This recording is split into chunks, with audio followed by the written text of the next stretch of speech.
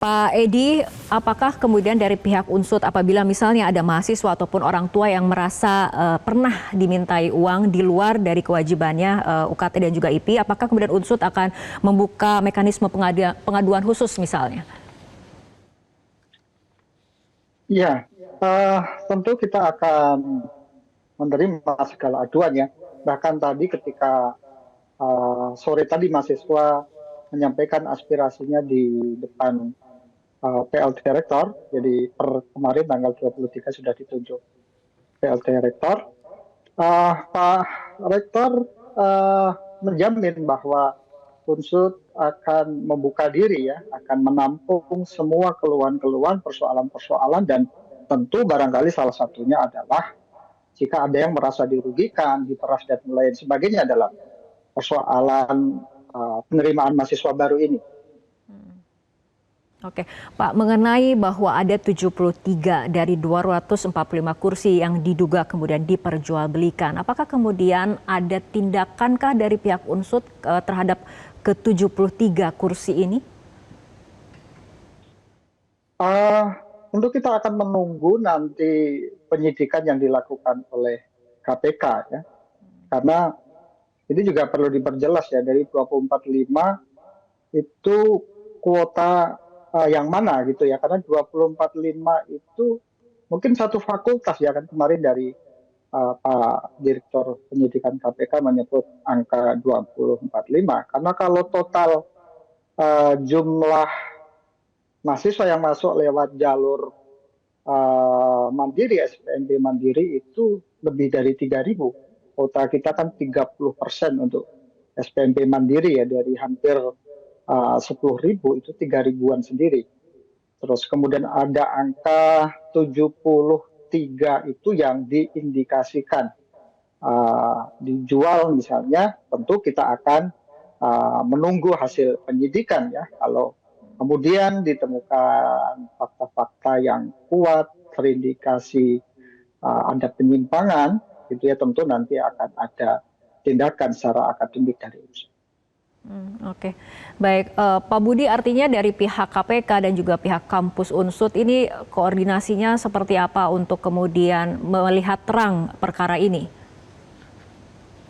Ya, tentunya kami secara institusi juga melihat ya, Unsut ini akan kooperatif dalam proses penyidikan, karena memang tentu ke depan masih banyak tindakan-tindakan penyidik yang diperlukan, baik pemeriksaan kepada sejumlah saksi. Pasti itu juga terbuka kemungkinan kami melakukan pemanggilan pada pihak-pihak dari lingkup Unsut ataupun pihak-pihak terkait lainnya, termasuk kegiatan penggeledahan seperti yang hari ini kami lakukan. Terkait soal angka kuota, jadi memang 245 itu adalah kuota untuk Fakultas Kedokteran, di mana 73-nya itu yang kemudian masuk menjadi kuota mandiri, begitu Mbak Fitrina. Kuota mandiri sejumlah 73 itulah yang kemudian kami duga itu digunakan ya sebagai instrumen untuk mendapatkan sejumlah uang di luar UKT, di luar IP ya, oleh oknum-oknum di Unsut. Nah, selain itu juga kami tentu juga akan mendalami Mbak Fitri untuk penerimaan mahasiswa baru di fakultas lain, karena memang dari peristiwa tertangkap tangan kemarin tercapture juga bahwa pemberian ini juga dilakukan dari fakultas lain. Ada Fakultas Hukum, Fakultas Perikanan juga tercapture ya, ada pihak orang tua siswa yang memberikan sejumlah uang kepada layeringnya Pak Rektor. Begitu Mbak Fitri. Apakah nilai yang diminta juga sama Pak Budi dengan angka sampai ratusan juta rupiah seperti itu? Untuk nilainya beragam Mbak Fitri, jadi ini memang timing pemberiannya pun juga beragam. Ada yang pemberiannya di awal, ya seperti yang di case-nya Fakultas Kedokteran, ada juga yang pemberiannya di akhir, begitu sudah ada pengumuman. Jadi memang ini juga salah satu instruksinya Pak Rektor kepada layeringnya, bahwa jangan minta di awal gitu ya. Tapi ketika orang tua ini memberikan di akhir, ya diterima, sampaikan terima kasih. Artinya ini kemudian juga masuk ya ke dalam unsur-unsur pasal di 12B besar. Oke, saya akan kembali ke studio. Pak Doni, apabila kita lihat ini posisi dari orang tua sendiri, ini nampaknya orang tua calon mahasiswa sepertinya ataupun seolah tidak memiliki upaya yang cukup kuat untuk mengimbangi kewenangan, kekuasaan dari pihak yang memegang otoritas dalam sistem penerimaan. Ya, ini kan memang tidak mudah ya, karena saya melihat ini tergantung dari mentalitas orang tuanya ya.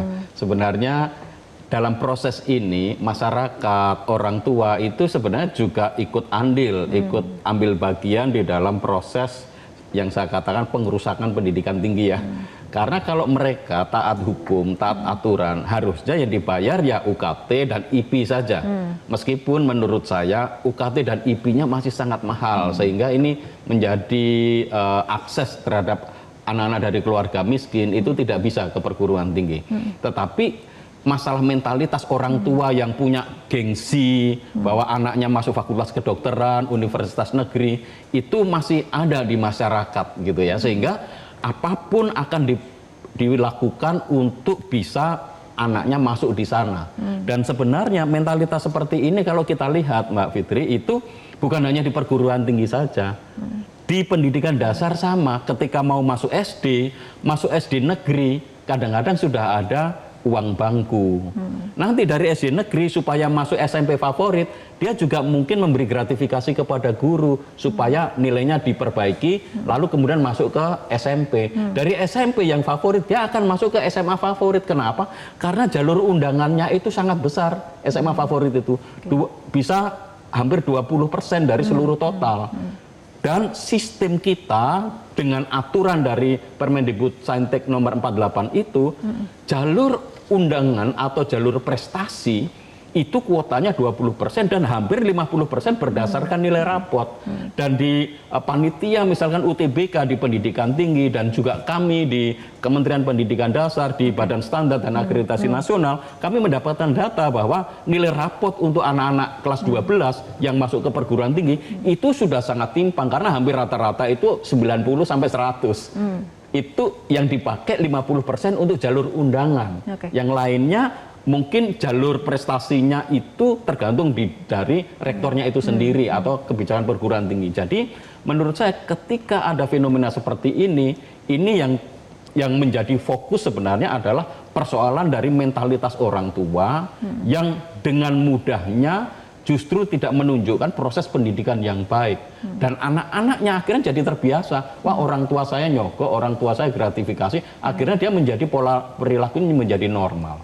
Jadi ini situasinya sebenarnya kalau kita lihat kenapa orang tua, saya yakin orang tua yang sudah anaknya lolos itu nggak mungkin dia akan kasih pengaduan lapor gitu kan, karena anaknya sudah lolos, seperti itu. Oke, baik Pak Sudah dari Ombudsman sendiri selain kemudian tadi investigasi, mungkin ada berpotensi melakukan investigasi, apalagi kemudian yang akan dilakukan apabila kita melihat bahwa memang banyak faktor ternyata yang mempengaruhi bagaimana praktik ini terus terjadi, bahkan ini bisa dibilang puncak gunung es. Ya, di samping investigasi tentu kita akan lihat nanti respon publik.